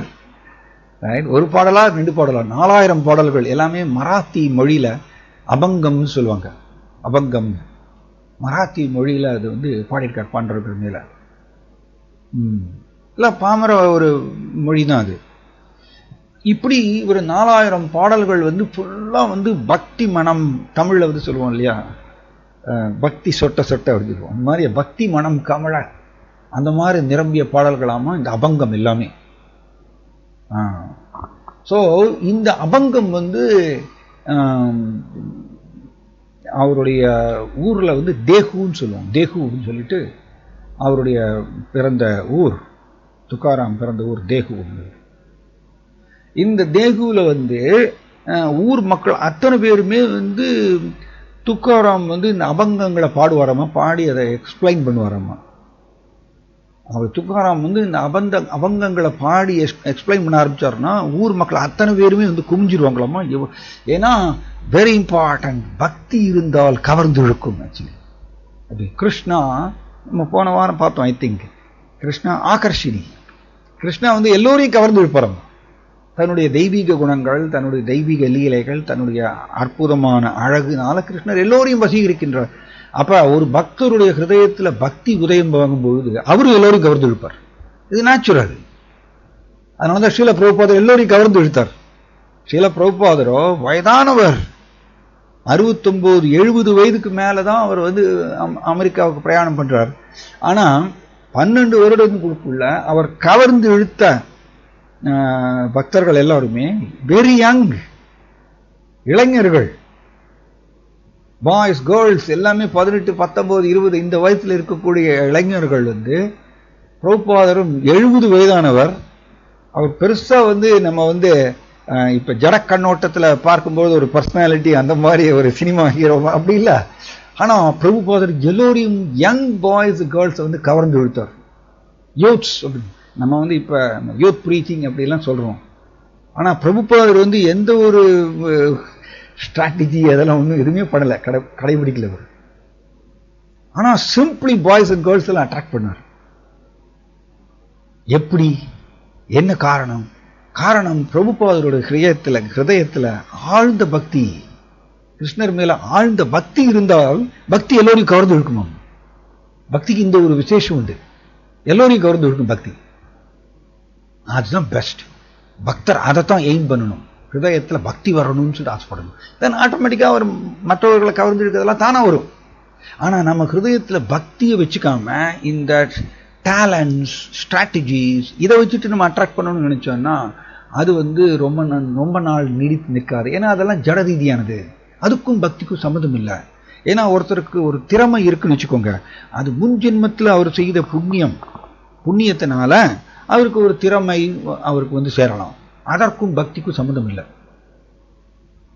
பக்திங்கிறது சிம்பிளி ஜீவாத்மாவுடைய விருப்பத்தை பயன்படுத்தி கிருஷ்ணருக்கோசரம் ஏங்குவது. அது உதயம் ஆயிடுச்சுன்னா அவர் எல்லோரையும் கவர்ந்து இழுப்பார். அதனால அதுல ஆச்சரியம் எதுவும் இல்லை. ஏன்னா பக்தி இஸ் நான் டிஃபரண்ட் ஃப்ரம் கிருஷ்ணா. கிருஷ்ணர்கிட்ட இருந்து பக்தி வேறுபட்டதல்ல. அதனாலதான் நம்ம திரும்ப திரும்ப திரும்ப இந்த மன்மனா ரொம்ப முக்கியம், நம்ம அது ஜாஸ்தி பண்ணிட்டே போகணும். ஸோ இந்த ஒரு பாடல் நான் சொன்னேன், ஸ்மர வாரம் வாரம் சேத்தக ஸ்மர நந்தகுமாரம் அப்படிப்பார். ஒரு அருமையான ஒரு தமிழ்நாடு இந்த செயின்ட் இந்த பாட்டை பாடியிருக்கார். சேத்தக ஓ மனமே ஸ்மர வாரம் வாரம், திரும்ப திரும்ப நினை. ஸ்மரண நினைக்கிறது, திரும்ப திரும்ப நினை. யாரை? ஸ்மர நந்தகுமாரம். நந்த மகாராஜாவுடைய மகனாகிய கிருஷ்ணா, அவரை நினை திரும்ப திரும்ப அப்படின்னு சொல்லிட்டு ஒரு பக்தர் பாடுறாரு. ரைட். ஸோ இந்த துக்காராம் இந்த அபங்கங்களை பாடி எக்ஸ்பிளைன் பண்ண ஆரம்பிச்சாருன்னா அவருடைய ஆழ்ந்த பக்தியினால எப்படி இது வெரி நைஸ். நீங்க பார்த்தீங்கன்னா வண்டுகள் மலர்கள்ல தேன் இருந்ததுன்னா வண்டுகள் ஓடி வரும் இல்லையா? மலர்கள்ல தேன் இருந்தா மட்டும்தான் வண்டுகள் ஓடி வரும். அந்த தேனை சுவைக்கிறதுக்கு தேனி இல்லையா? தேனின்னு சொல்லுவோம். அது அந்த மாதிரிய நம் ஹிருதயத்தில் பக்தி இருந்தால் ஆட்டோமேட்டிக்காக அது கவர்ந்து இருக்கும். ஸோ அதுக்கு எந்த விளம்பரமும் தேவையில்லை, எந்த அட்வர்டைஸ்மெண்ட்டும் தேவையில்லை. பட் ஜட உலகத்தில் பார்த்தீங்கன்னா இப்போ தன்னையை ப்ரமோட் பண்ணுறதுக்கு தான் ஏகப்பட்ட விளம்பரங்கள், அட்வர்டைஸ்மெண்ட். ஆனால் வெரி சிம்பிள். பிரபுபாதர் அவர் 12 வருடங்களில் எத்தனையோ பக்தர்களை கவர்ந்து இழுத்தார், ஜீவாத்மாக்களை கவர்ந்து இழுத்தார். அவர் சிம்பிளா என்ன பண்ணார்? தன்னுடைய ஆழ்ந்த பக்தி அதை வெளியில தெரிவித்தார். அவ்வளவுதான், அதை பரப்பினார். இதை நாம் பிரபுபாதர்ட்டு இதை கத்துக்கணும். நம்ம வேற எதையும் நம்பக்கூடாது, பக்தியை மட்டும்தான் நம்பணும். ஆல்வேஸ், எப்பொழுதுமே. அதுதான் நம்மளுக்கு பர்மனன்ட் சொத்து. வேற எதையாவது நம்ம நம்ப நாம் பக்தி தூரமா போயிடும். Actually very simple. கிருஷ்ணரை நாம் அதிகமாக நம்ப அவருடைய நாமத்தை நம்பும் பொழுது நம்மளுக்கு பக்தி நம்மளுக்கு உதயமாகும், நமக்குள்ள வாய்ப்பு இருக்கு. ஆனா நாம கிருஷ்ணனுடைய நாமத்தை நம்பாம, கிருஷ்ணரை நம்பாம ஜட ரீதியான திறமைகள், ஸ்ட்ராட்டஜிஸ் இதை நம்ப ஆரம்பிச்சோம்னா பக்தி தூரமாக போயிடும், கிடைக்காது, பக்தியை பிடிக்க முடியாது. இதை நம்ம படிக்கிறோம். இந்த பக்தி ரசாமிருத சிந்துன்னு சொல்லப்பட்டிருக்காரு பாருங்க. ஸ்ரீல நம்ம கதைக்குள்ள நம்ம இன்னும் போகல, டைம் ஆயிடுச்சு. ஸ்ரீல ரூப கோஸ்வாமி பக்தி ரசாமிருத சிந்துன்னு ஏன் டைட்டில் கொடுத்திருக்கார்? சிந்துன்னு என்னது? கடல். இந்த பக்தி ரசம் எப்படியாமா, இது ஒரு அமிர்தம், ஆனா இது கடல் போன்றதாம். இந்த பக்தி ரசம்ங்கிற அமிர்தம் கடல் போன்றது. கடலுக்கு எப்படி ஆழம் எவ்வளவு, நீளம் எவ்வளவுன்னு சொல்ல முடியாதோ, அந்த மாதிரி பக்தி ரசத்துல ஒருத்தர் இவ்வளவுதான் போக முடியும்னு கிடையாது, நம்ம போயிட்டே இருக்கலாமா. பக்தி ரசம் அன்லிமிட்டெட் ஆக்சுவலி. அதனாலதான் பக்தி ரசம்ங்கிறது அமிர்தத்தை கடலுக்கு ஓமானப்படுத்துறார் ஸ்ரீ ரூப கோஸ்வாமி. அப்ப கடலுக்குள்ள ஆழமாக உள்ள போக போக போக என்ன கிடைக்கும்? அவருக்கு விலை மதிப்பில்லாத சிப்பி, முத்துக்கள் இதெல்லாம் கிடைக்கும். விலை மதிப்பே கிடையாது இல்லையா? ரொம்ப காஸ்ட்லி. அதெல்லாம் மேலோட்டமா கிடைக்காது, கடல் மேல கிடைக்காது. கடலுடைய ஆழத்துக்கு உள்ள போகும் பொழுது அவருக்கு இந்த சிப்பி, முத்து, இந்த மதிப்புள்ள பொருட்கள் இதெல்லாம் கிடைக்கிறது.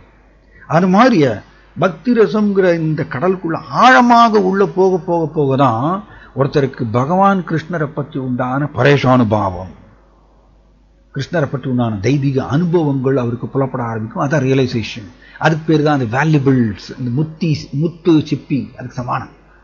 இந்த வேல்யூபிள்ஸ் அவருக்கு கிடைக்கும். இந்த ரியலைசேஷன் பகவான்கிட்ட ஒரு பக்தர் பெறும்போது மட்டும்தான் அவர் மாயாவுடைய கவர்ச்சியிலிருந்து விலகி நிற்க முடியும். இந்த ரியலைசேஷன்ஸ் கிருஷ்ணாட்டிருந்து பெறாத வரைக்கும் ஒருத்தர் திரும்ப திரும்ப ஜட கவர்ச்சியில சிக்கிடுவார். முன்னாடி ஒரு மாதாஜி கேள்வி கேட்டாங்க, பக்தி பண்ணிட்டு இருக்கும்போது ஏன் நம்ம திடீர்னு விட்டுட்டு போறோம் பக்தியை விட்டுட்டு? புலன் இன்பத்தை நோக்கி ஏன் போறோம் அப்படின்னா காரணம் இதுதான்.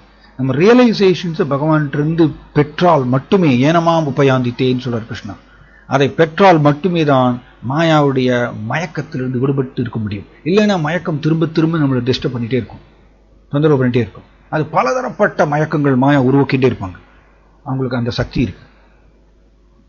ஸோ கடலுடைய very nice actually Sankarshan Das Adhikari Prabhu ரொம்ப அருமையாக சொல்றாரு.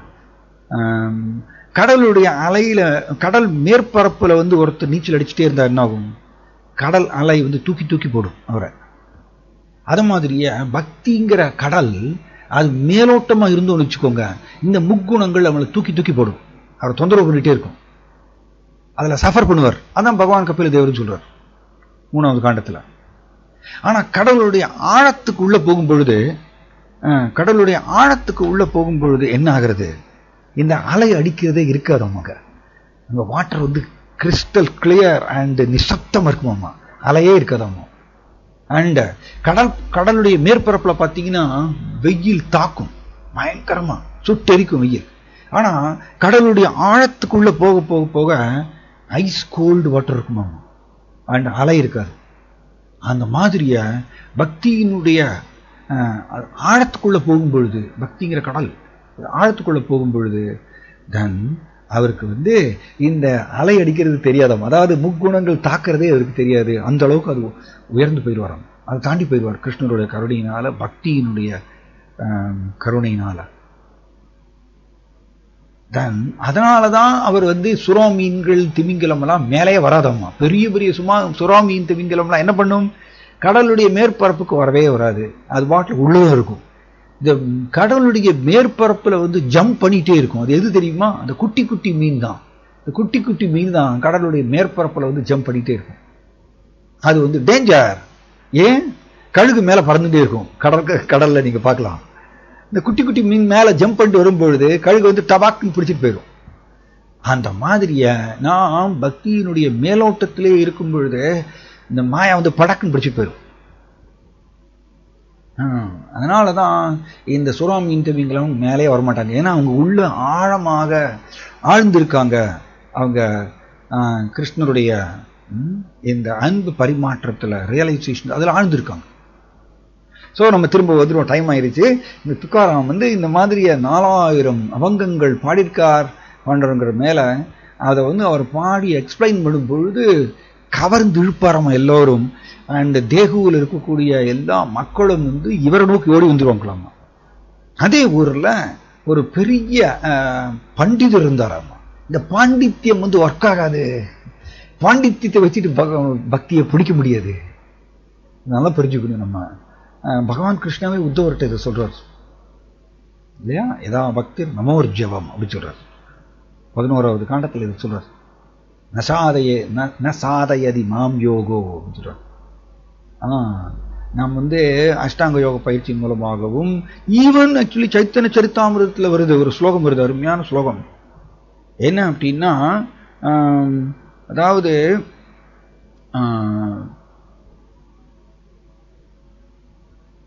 Very nice shloka. அதாவது அதனுடைய இது என்னன்னா, ஜபா forgot the ஸ்லோகா, மாதுரிய துர்லபா கேவலை ராகமார்க்கே மாதுரிய சுலபா என்ற அருமையான ஒரு ஸ்லோகம் சைத்தன்ய சரித்தாமிரத்தில். அதாவது ஈவன் மந்திர ஜபம் இது எல்லாமே இதனால கூட மாதுரிய துர்லபா அப்படி சொல்றார். மாதுரியா கிடைக்காது, மாதுரிய பிரேமி கிடைக்காது. கேவல ராகமா இருக்கு மாதுரிய சுலபா. மாதுரியா கிருஷ்ணர் மேல இந்த உன்னத பிரேமை சுலபமாக ஒருத்தருக்கு சேருமாமா. எப்பொழுது? கேவல ராகமா இருக்கு கிருஷ்ணரை நோக்கி இந்த ஏக்கத்தை வளர்த்துக் கொள்ளும் பொழுதுதான் அப்படிங்கிறது சைத்தன்ய சரித்தாமிரத்தில் ஒரு அருமையான ஸ்லோகம் வருது. ஓகே. ஸோ இவர் இப்படி அவரோட ஊர்லயே தேகுவில் இந்த ராமேஸ்வர பட்டா அப்படின்னு ஒருத்தர் இருந்தார். ராமேஸ்வர பட்டான்னு சொல்லிட்டு ஒரு பெரிய பண்டிதர், சாஸ்திரங்கள் எல்லாம் படித்து உணர்ந்த ஒரு பண்டிதர். படித்து உணர்ந்தவர் சொல்ல முடியாது, சாஸ்திரங்களை படித்தவர். சாஸ்திரங்களை படித்தவர், உணர்தல்கிறது உயர்ந்த நிலை. சாஸ்திரங்களை படித்த ஒரு பண்டிதர். நம்ம தப்பு கணக்கு போட்டக்கூடாது. இந்த பாண்டித்யம், ஸ்காலர்ஷிப் இதை வச்சுட்டு நம்ம பக்தியை தொட முடியாது. ஷோர், பக்திங்கிறது வேற தளத்தில் செயல்படக்கூடியது. ஸோ இந்த ராமேஸ்வர பட்டா அவர் வந்து சொற்பொழிவு கொடுத்தாருன்னா தர்ம சாஸ்திரங்கள்லேருந்து சொற்பொழிவு கொடுப்பாராமா. யாருமே அவருடைய சொற்பொழிவு அட்டன் பண்ண மாட்டாங்களாமா, ஒருத்தருமே உட்கார மாட்டாங்களாமா அவருடைய சொற்பொழிவுக்கு. அதனால ராமேஸ்வர பட்டாவுக்கு பயங்கர கோபம் வந்தது. அவர் என்ன பண்ணாருன்னா தன்னுடைய சொற்பொழிவிலே சொல்ல ஆரம்பிச்சிட்டார். இந்த துக்காராமுக்கு என்ன தெரியும்? அவர் ஒரு வைசியா, அவர் ஒரு வைசியர், நானும் ஒரு பிராமணர், வேத சாஸ்திரங்கள் எல்லாம் படித்தவர். நான் எனக்கு தான் வந்து சாஸ்திரங்களை பற்றி முழுக்க தெரியும். இந்த துக்காராமுக்கு என்ன தெரியும்? அவர் ஒரு வைசியர், அவர் தான் எழுதிய பாடல்களை சும்மா அப்படி பாடுறார், அதை போய் எல்லாரும் கேட்டுட்டு இருக்கீங்களே அப்படின்னு சொல்லி தன்னுடைய சொற்பொழிவுல ஓப்பனா வந்து ராமேஸ்வர பட்டா துக்காராம வந்து குறைச்சி பேசினாராம்மா. ஸோ துக்காராமுக்கு இந்த செய்தி வருது. ராமேஸ்வர பட்டா வந்து தன்னை பற்றி இந்த மாதிரி சொல்றாரு சொன்ன உடனே துக்காராமுக்கு எந்த கோபமும் இல்லை. இது வெரி நைஸ். ஆக்சுவலி நாம் பக்தியை அதிகரிக்க தான் தூண்டுதல்களை தாண்ட முடியும். தூண்டுதல்களை வந்து நம்மளுடைய சாமர்த்தியத்தினால, புத்தி சாமர்த்தியத்தினால எல்லாம் தூண்டுதல்களை தாண்ட முடியாது. ஏன்னா அந்த தூண்டுதல்களை உருவாக்குவது மாயா வந்து உருவாக்குறாங்க நமக்கு. அதனால நம்மளுடைய புத்தி சாமர்த்தியத்தினால அது தாண்ட முடியாது. பக்தியை அதிகரித்தால் மட்டும்தான் கிருஷ்ணருடைய கருணையை பெற்று அதன் மூலமாக நாம் இந்த தூண்டுதல்களை தாண்ட முடியும். ஸோ இந்த துக்காராமுக்கு எந்த கோபமும் இல்லையாமா, அவர் இந்த நியூஸ் கிடைக்கிறது அவருக்கு. ராமேஸ்வர பட்டா தன்னை பற்றி இந்த மாதிரி பேசுறாரு தெரிஞ்ச உடனே துக்காராம் நேர போறார். போய் அவருக்கு சாஷ்டாங்கமாக நமஸ்காரம் பண்ணுறார். ராமேஸ்வர பட்டாவுக்கு சாஷ்டாங்கம் நமஸ்காரம் பண்ணி, நீங்கள் இந்த தேகு இந்த ஊர்லேயே மிகப்பெரிய பண்டிதர், நான் எழுதிய அபங்கத்தில் ஏதாவது தப்பு பண்ணிட்டேன்னா, தப்பாக எழுதியிருக்கேன்னா என்னை மன்னிச்சிருங்க அப்படின்னு கேட்குறார். தென் இவருக்கு கர்வம். ராமேஸ்வர பண்டிதர், அதாவது ஒரு கிளாஸில் டிஸ்கஸ் பண்ணிட்டு இருந்தோம், பக்தி நம்மளுக்கு உதயம் ஆகாமல் பாண்டித்யம் உதயமாச்சுன்னா கர்வம் அதிகரிக்கும். இது நம்மளுக்கு கிடைக்கக்கூடிய ஒரு பாடம். பாண்டித்யம் மட்டும் அதிகரிச்சுன்னு வச்சுக்கோங்க, பக்தி வராம கர்வம் வரும். ஏன்னா பக்தி உதயமாக அவர் பணிவாயிருவார். ராமேஸ்வர பட்டா வேத சாஸ்திரங்கள் படித்த ஒரு பண்டிதர், ஆனா அவருக்கு கர்வம்.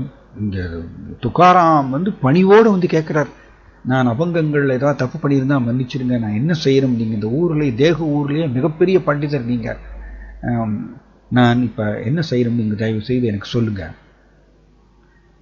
இவருக்கு கர்வம் மேலேயே ஏறிடுச்சு, உச்ச கட்டியில் போயிடுச்சேன்னா அவர் வந்து படிந்து வந்து கேட்கிறார் துக்காராம். ஸோ ராமேஸ்வர பட்டா என்ன சொல்றாரு, நீ எதுக்கு வந்து நீயோ வேத சாஸ்திரங்களை படிக்காம எதற்கு நீ மற்றவர்களுக்கு உபதேசம் கொடுக்குற அப்படின்னு கேட்கிறார்.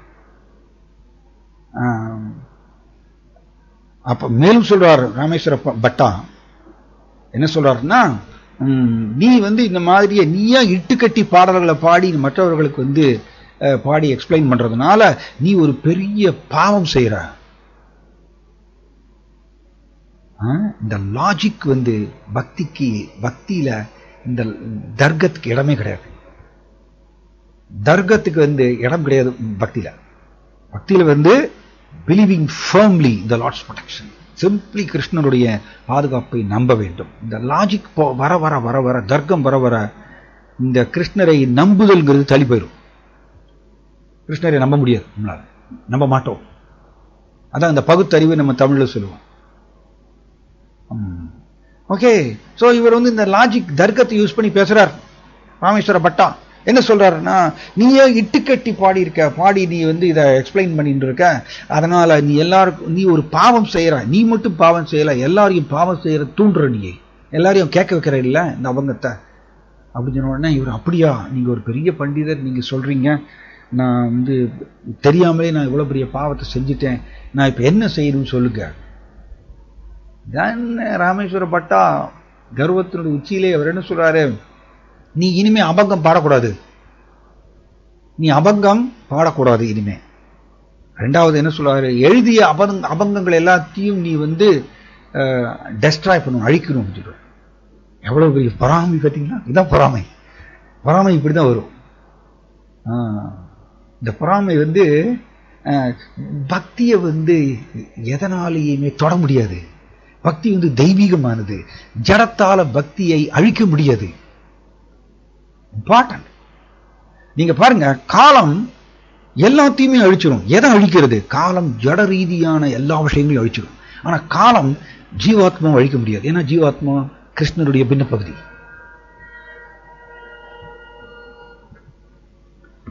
ஜீவாத்மா கிருஷ்ணருடைய பின்ன பகுதி. அண்ட் ஆல்சோ ஜீவாத்மா செய்யக்கூடிய பக்தி அதுவும் தெய்வீகமானது. அந்த பக்தியை வந்து காலத்தால் அழிக்க முடியாது. அதனாலதான் நாம் ஈவன் கலப்புழம்புள்ள பக்தி செஞ்சாலும் கூட அது ஜீவாத்மாவுடைய அக்கௌண்ட்ல ஸ்டோர் ஆயிடும், பதிஞ்சு போயிடும். அண்ட் அடுத்த ஜென்மத்தில் எங்க விட்டாரோ அங்க இருந்து தொடங்கும். அந்த காலத்தால் கூட அழிக்க முடியாதாம். ஏன்னா காலம் ஒன்லி வந்து ஜட ரீதியான விஷயங்களை மட்டும்தான் காலம் அழிக்க முடியும். தெய்வீகத்தை வந்து தொட முடியாது காலத்தால். இதை கிருஷ்ணாவுடைய சிருஷ்டி அப்படி. இது ஆக்சுவலி பகவான் கிருஷ்ணாவே வந்து நாரத முனிவருக்கு அவர் முன்ஜென்மத்தில் குழந்தையா இருக்கும் பொழுது அவர் சொல்றார், அடுத்த ஜென்மம் எடுத்தால் கூட இது தொடரும். அது நம்ம பகவத்கீதையிலையும் படிக்கிறோம். ஸோ இந்த சாமர்த்தியம் சூழ்ச்சினாலெல்லாம் ஒருத்தருடைய பக்தியை தொட முடியாது, சிதைக்க முடியாது. இது நம்மளுக்கு சாஸ்திரத்தில் ஏகப்பட்ட ஹிஸ்டரி இருக்கு. ஆனால் ராமேஸ்வர பட்டா தப்பு கணக்கு போட்டார். தப்பு கணக்கு போட்டு இவரை எப்படியாவது, ஓகே இவர் எழுதிய இந்த அபங்கத்தை வச்சுட்டானே எல்லாத்தையும் பாடிட்டு இருக்கார், அதனால இந்த அபங்கத்தையே அழிச்சிடலாம் ஏதாவது சூழ்ச்சி பண்ணின்னு சொல்லி இந்த பொறாமையினால அவர் என்ன பண்ணாரு, இட்டு கட்டிட்டு தானே எழுதினா இதை, அதனால இந்த அபங்கத்தை எல்லாத்தையும் அழிக்கணும், அழிச்சிடணும், இது வச்சுக்க கூடாது நீ கையில, நீ அபங்கம் இருந்தா தானே நீ பாடுவா. இதுதான் அவரோட சூழ்ச்சி. ஆனா இதெல்லாம் வந்து பகவானுக்கு முன்னாடி ஒர்க் ஆகாது. நம்ம வந்து அதான் தமிழ்ல சொல்லுவோம், மனுஷன் வந்து கணக்கு போட்டுட்டே இருப்பான். மனுஷன் வந்து கணக்கு போட்டுட்டே இருப்பான், பகவான் வந்து அதை முறியடிச்சுட்டே இருப்பார். ரைட். ஸோ அதனால பெட்டர் வந்து பகவானுக்கு பணிவோட நம்ம அவருக்கு சரணாகதி அடையணும், அவரை ஏற்றுக்கொள்ள வேண்டும். நான் ஒரு துச்சமானவன், நான் என்ன சாதிக்க முடியும்? என்னைய யூஸ் பண்ணா நிமித்த மாத்திரம் பவ சப்ஜ சாட்சி. Very important.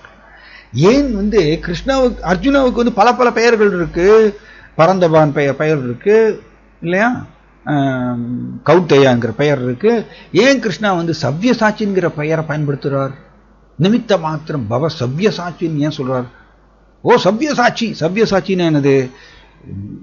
அம்புகளை எரிவதில் கை தேர்ந்தவரே அர்ஜுனா, வெறும் என்னோட கருவியா முட்டுகிறேன். எப்படி நீ எவ்வளவு பெரிய டேலண்ட் நிரம்பியவா இருக்கலாம், பட் என்னோட கையில வெறும் கருவியா முட்டுகிறேன். இதுதான், அதனாலதான் சவ்ய சாட்சிங்கிற சூட்டபிள் வார்த்தையை அங்க பயன்படுத்துறார். ஏன்னா கவுண்டேயன் சொல்லியிருக்கலாமே. அர்ஜுனாவுக்கே இப்படிதான் பண்றார் கிருஷ்ணா. எஸ் எஸ் அர்ஜுனா, நீ பெரிய காண்டீபத்தை ஏந்தி வில்லை அம்புகளை எரிவதில் கை தேர்ந்தவர், நீ வெறும் கருவியாக மட்டும் இரு, என்னுடைய கருவியாக இரு. இதை நம்ம கத்துக்கணும். ஏன்னா நம்மள்ட்ட இருக்கக்கூடிய திறமை எல்லாமே கிருஷ்ணான்ட்டிருந்து வருகின்றது. அதனால இந்த பாண்டித்யத்தை வச்சுட்டு நம்ம வந்து ரொம்ப நம்ம பக்தியை பிடிச்சிட்டோம்னு நினைச்சோம்னா தப்பு கணக்கு போடுறோம். ஸோ ராமேஸ்வர பட்டா இந்த மாதிரி சூழ்ச்சி பண்ணி எப்படியாவது இந்த அபங்கத்தை அழிச்சிடலான்னு. ஸோ இவர் என்ன பண்றார், நேர வீட்டுக்கு போறார். தான் எழுதிய அபங்கத்தை எல்லாத்தையுமே ஒரு சில்க் துணியில வந்து கட்டுறார். கட்டிட்டு அவர் நேர இந்திரயாணி அப்படின்னு சொல்லிட்டு, இந்திரயாணிங்கிற நதி எங்க ஓடுறது தேகுல, இன்னமும் உங்க இந்த நதி ஓடிட்டு இருக்கு இந்திரயாணி. அந்த நதி கிட்ட வரார். அந்த நதியில போட்டுடலாம்னு சொல்லிட்டு நதி கரையோரத்துக்கு வரார். நான் நிறைய லீலைகள் சொல்லலாம்னு நினைச்சேன் துக்காராம் பத்தி, ஆனா நமக்கு ஒரு லீலை கூட முடிக்கல, டைம் ஆக போகுது. ஸோ இந்திரயாணி நதி கரைக்கு வராரு. இந்த தான் எழுதிய அபங்கத்தை எல்லாத்தையுமே அதுல போடணும்னு வராரு. ஆனா ரொம்ப அவருக்கு கண்ணில் இருந்து தார தாரையா தண்ணீர் வர்றது. அவர் நினைச்சு பார்க்கிறார், நான் இந்த அபங்கத்துல நான் என்ன தப்பு பண்ணியிருக்கேன்? நான் வந்து விட்டல் பாண்டுரங்கா அவருடைய மகிமையைத்தான் எழுதியிருக்கேன், நான் நாம மகிமையை எழுதியிருக்கேன், துருவ மகாராஜா பிரலாத் மகாராஜா இவர்களுடைய மகிமையைத்தான புகழ்ந்து நான் எழுதியிருக்கேன். இந்த அபங்கத்துல நான் என்ன தப்பு பண்ணியிருக்கேன்? ஒவ்வொரு அபங்கமும் ஆக்சுவலி அவர் நினைக்கிறார் மனசுல, ஒவ்வொரு அபங்கத்திலையும் பாண்டுரங்கா உட்கார்ந்துருக்கார், இவரை தூக்கி எப்படி நான் நதியில தூக்கி போடுறது அப்படின்னு சொல்லிட்டு அவருக்கு பயங்கர அழுகையா வருது. ஆனாலும் அவருக்கு மதிப்பு, இந்த ராமேஸ்வர பட்டா மேல பயங்கர மதிப்பு. ஏன்னா அவர் பண்டிதர், அவர் பொய் சொல்ல மாட்டார், அதனால அவர் சொன்னது கரெக்டாக தான் இருக்கும் அப்படின்னு சொல்லிட்டு ரொம்ப மனசை வந்து கல்லாக்கிட்டு அவர் வந்து இந்த இந்திரயாணி நதியில் தூக்கி போட்டுடுறாராம்மா தான் எழுதிய அபங்கத்தை எல்லாத்தையுமே. ஏன்னா ராமேஸ்வர பட்டாவுடைய ஆணை. அவர் தேகுல பிரபலமான பண்டிதராம் அவர். இது என்ன ஆச்சுன்னா, இவர் வந்து 2 விதமான கதை இருக்கு இதுக்கு. அவர் இந்திரயாணி நதியில தூக்கி போட்டுடுறாரு. போட்ட உடனே இவருக்கு வந்து நதி கரையோரத்துல உட்காந்துடுறார். ஏன்னா அவருக்கு வந்து பாண்டுரங்காவை பத்தி பாடாம அவரால் பாண்டுரங்கரை பத்தி பாட முடியாது அப்படின்னா இட் இஸ் லைக் அவருக்கு உயிர் விட்ட மாதிரி ஆகும். அவ்வளவு அன்பு பாண்டவர்கள் மேல இந்த துக்காராமுக்கு. மேபி அடுத்த வாரமும் இந்த துக்காராமுடைய கதைகளை நம்ம தொடரலாம்னு பார்க்குறேன் நான்.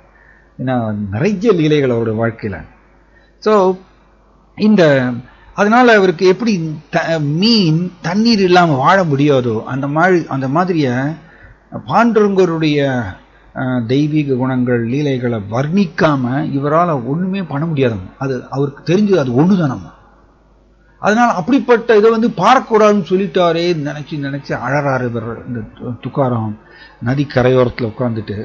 அண்ட் அவரை வந்து மனைவி குழந்தைகள்லாம் வந்து கூப்பிடுறாங்க இவரை வந்து வீட்டுக்கு வாங்கன்னு. ஆனால் இவர் பாண்டுரங்கான்னு சொல்லி அழறார், போக மாட்டேங்கிறார் வீட்டுக்கு. ஸோ மனைவி குழந்தைகளும் இவர் பக்கத்திலே வந்து உட்காந்துக்கிறாங்களாம்மா. இது வந்து இந்திரயாணி நதிக்கரையோரத்தில் இந்த குடும்பமே வந்து ஒரே சோகத்தில் நான் எழுதிய இந்த அபங்கம் எல்லாமே தூக்கி போட்டாச்சு, இந்த பாண்டுரங்கரை பற்றி புகழ்ந்து பாடக்கூடாதுன்னு சொல்லிட்டாரே இந்த ராமேஸ்வர பட்டான் நினைச்சு அழறார். அழுது சாப்பிட மாட்டேங்கிறார். துக்காராம் சாப்பிடாததுனால மனைவி குழந்தைகள் யாருமே சாப்பிடாம மொத்த ஃபேமிலியும் வந்து இந்திரயாணி நதிக்கரையோரத்தில் அப்படியே மரத்தடியிலே படுத்து தூங்குறாங்க சோர்ந்து போய். 1 நாள் 2 நாள் 9 நாள் ஆகுதாங்க. 9 நாள் வரைக்கும் இவங்க சாப்பிடலை, எதுவுமே பண்ணலை. அங்கே ஒரே சோகத்தில் வந்து நான் எழுதிய அபங்கம் வந்து பாண்டுரங்கா விட்டல் அவர் வந்து ஏற்றுக்கொள்ளவில்லையா, அவர் இது பதில் சொல்லட்டும் அப்படின்னு சொல்லி அவர் வந்து அப்படியே மொத்த குடும்பமும் அங்கேயே கிடக்கிறாங்க நதி கரையோரத்தில் சாப்பிடாம. ஆல்மோஸ்ட் அவங்க வந்து டையிங் ஸ்டேஜ், இறக்கக்கூடிய நிலை. அந்த மாதிரி டைம்ல இது ஒரு கதை. இது 9வது நாள் இந்திரயாணி நதியிலிருந்து ஆக்சுவலி லக்ஷ்மி தேவி இந்திரயாணி நதியிலிருந்து வராங்களாம். உதயமாகி அவர் தூக்கி போட்ட அந்த அபங்கம் அந்த பாடல்கள் எல்லாத்தையும் எடுத்து லக்ஷ்மி தேவி திரும்ப கொடுக்குறாங்களாம் துக்காராம் கையில. தன் துக்காராம் அதை பெற்ற உடனே அவருக்கு பயங்கர சந்தோஷம். தன் ஊர் மக்கள் எல்லாருக்கும் தெரிகிறது துக்காராமுடைய மகிமை. தன் ராமேஸ்வர பட்டா வந்து துக்காராம் பாதத்தில் விழுந்து மன்னிப்பு கேட்கிறார். இது ஒரு கதை. இன்னொரு விதமான கதை என்னன்னா, இவர் இந்த மாதிரி இந்திரயாணி நதிக்குள்ள தூக்கி போட்ட உடனே நதி வெள்ளம் பெருக்கெடுத்து ஓடுறதாமா, அந்த வெள்ளத்துல அடிச்சு தள்ளிட்டு போயிருது. இவர் ரொம்ப சோகமாக இந்திரயாணி நதிக்கரை ஓரத்தில் உட்காந்து அழுதுட்டு இருக்கார். சாப்பிட மாட்டேங்கிறார், தூங்க மாட்டேங்கிறார், அழுதுட்டு இருக்கார். அப்ப அடுத்த நாள் வந்து தேகு டெம்பிள்ல வந்து விட்டோபா, அதாவது பகவானுக்கு வந்து பல பெயர்கள் உண்டு. கிருஷ்ணாவுக்கு எப்படி பல பெயர்கள் உண்டோ அது மாதிரி விட்டோபான்னு ஒரு பெயர் உண்டு பகவானுக்கு. எனக்கு ஞாபகம் இருக்கு, நான் சின்ன வயசுல வந்து நான் பஜனையில பாடுவோம். நாங்க விட்டல ருக்குமாயி, ஜெய் ஜெய் விட்டோப ருக்குமாயி அப்படி சொல்லிட்டு சின்ன வயசுல பஜனையில பாடுவோம். நாங்க ருக்குமாயின்னா ருக்மிணி. விட்டல ருக்குமாயி, ஜெய ஜெய் விட்டோப ருக்குமாயி. விட்டோபா அப்படின்னு இப்பயும் நீங்க போனீங்கன்னா விட்டோபா டெம்பிள் இருக்கு. விட்டோபாவும் விட்டல் தான் பண்றோங்கிறது தான் வரும். ஆனா அவருக்கு ஸ்பெஷலா வந்து விட்டோபா வந்து நீங்க விட்டல் டெம்பிளுக்கு பின்னாடி கொஞ்சம் ரெண்டு ஸ்ட்ரீட் 2 தெரு தள்ளி வந்து விட்டோபா டெம்பிள் இருக்கு. இந்த விட்டோபா வந்து ஸ்பெசிபிக்கா குறிப்பாக ரமாபாய்க்கோசரம் தோன்றியவர் விட்டோபா. இங்க விட்டல் டெம்பிள்ல வந்து பயங்கர கூட்டம் இருக்கும். கிரௌடு பார்க்கவே முடியாது, பல மணி நேரம் நிற்கணும். ஆனா விட்டோபா தரிசனம் வந்து கூட்டம் இருக்காது. ரொம்ப ஈஸியா விட்டோபாவை பார்க்கலாம். விட்டோபாவும் சேம் விட்டல் தான், ஆனா ரமாபாய்க்கோசரம் தோன்றினார். அதனால விட்டோபான்னு சொல்லுவாங்க மகாராஷ்டிரால, அவரை எப்படி கூப்பிடுவாங்க அன்பாக. ஸோ தேகுலையும் வந்து விட்டோபா டெம்பிள் இருக்காங்க.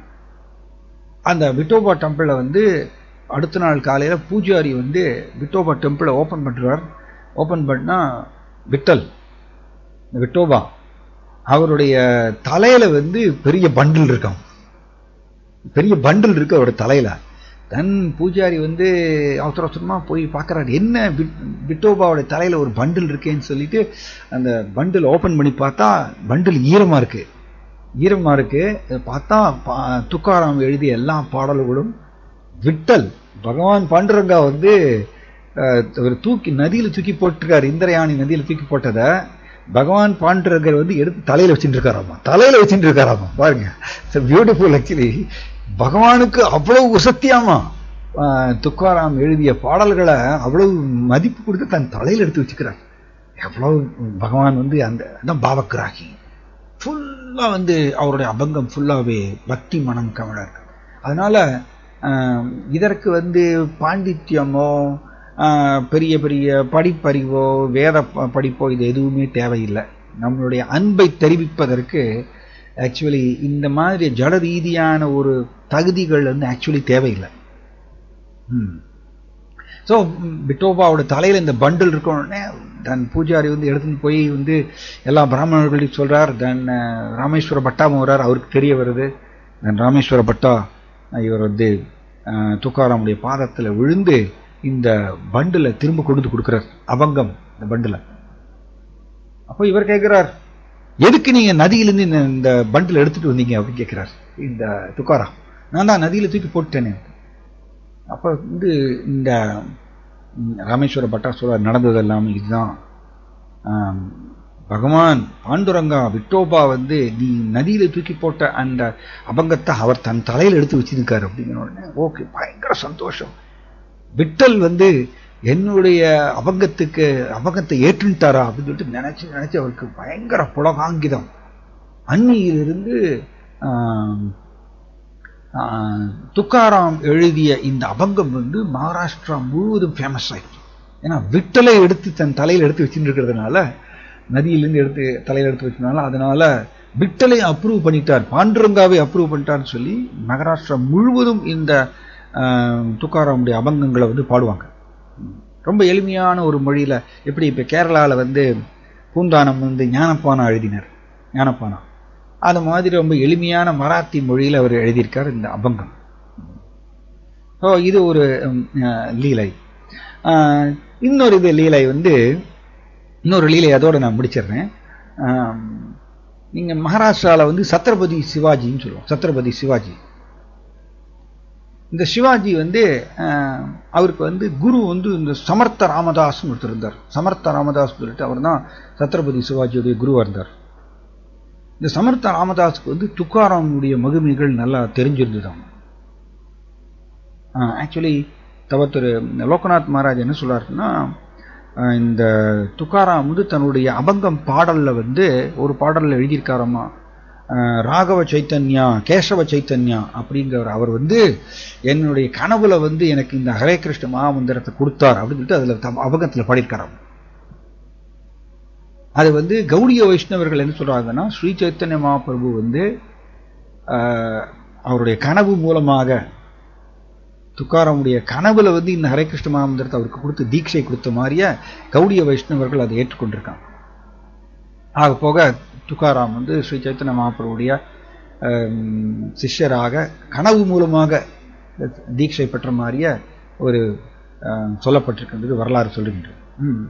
ஸோ இந்த சத்ரபதி சிவாஜி, அதாவது இந்த சமர்த்த ராமதாஸ் என்ன பண்ணாராமா, சத்ரபதி சிவாஜி கிட்ட சொன்னாராமா, நீங்க வந்து தேகு எப்பயாவது போனீங்கன்னா துக்காராம பார்த்து தரிசனம் பண்ணுங்க அப்படின்னு சொல்றாரு.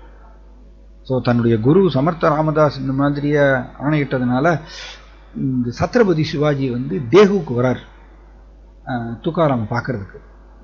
துக்காராம பார்த்த உடனே முன்னாடியே சொன்ன மாதிரி பக்தி இருந்தால் கவர்ந்து இருக்கும்.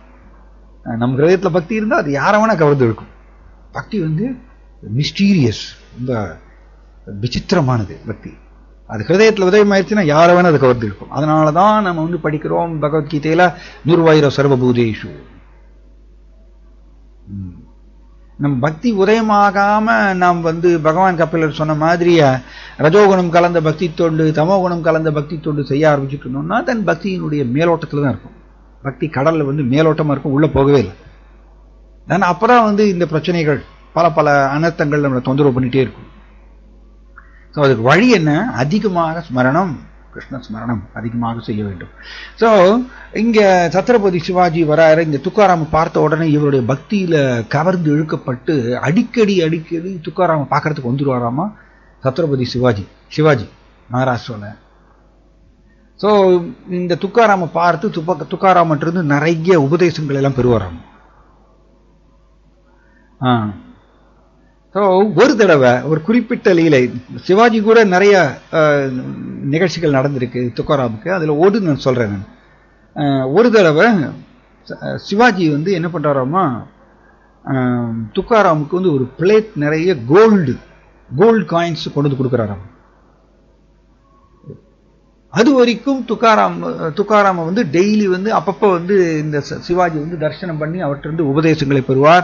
அண்ட் துக்காராம் வந்து அபங்கங்கள் எல்லாம் பாடுவாராமா. அதை வந்து மனப்பூர்வமாக மனம் உருகி அதை கேட்பாராமா சிவாஜி. ஒரு நாள் சிவாஜி வந்து இந்த ஒரு பிளேட் நிறைய கோல்டு காயின்ஸ் கொண்டு வந்து கொடுக்கிறார் துக்காராமுக்கு. துக்காராம் இந்த கோல்டு காயின்ஸை பார்த்த உடனே எழுந்திருச்சு கையெல்லாம் நடுக்க ஆரம்பிச்சிருச்சாமா. அவருக்கு கையெல்லாம் நடுக்க ஆரம்பிச்சிருது. அண்ட் துக்காராம் எழுந்திரிச்சு ஓடிடுறாராம்.